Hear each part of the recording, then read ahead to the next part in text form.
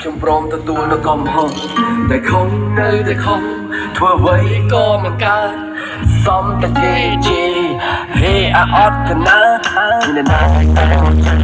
ទៅរៀបស្វែងរកចំណេះ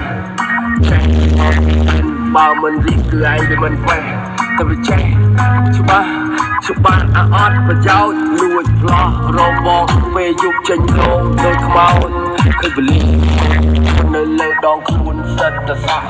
សញ្ញាទូជាប់ក្បាលមិនដឹងថាអ្នកណាអ្នកដាក់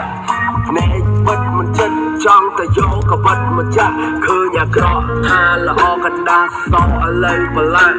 មិនស្ដាប់លួចលុយទៅទិញកាក់ទៅសង្ហា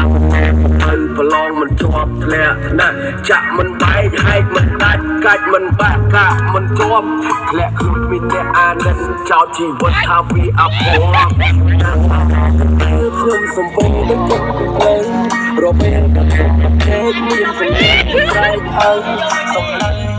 ហើយមិនសោកចាំខ្ញុំចូលរំដាយចង់លងខ្ញុំទៅតាមណា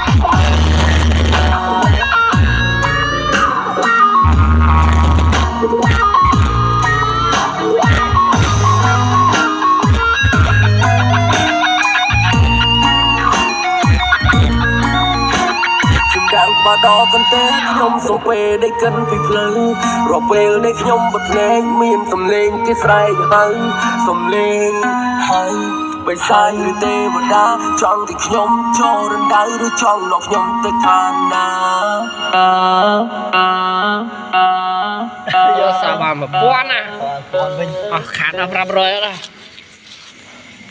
យីតែដាច់អ្នកលេងធំបាសតែខែ1មុំកុំចង់លេងអូន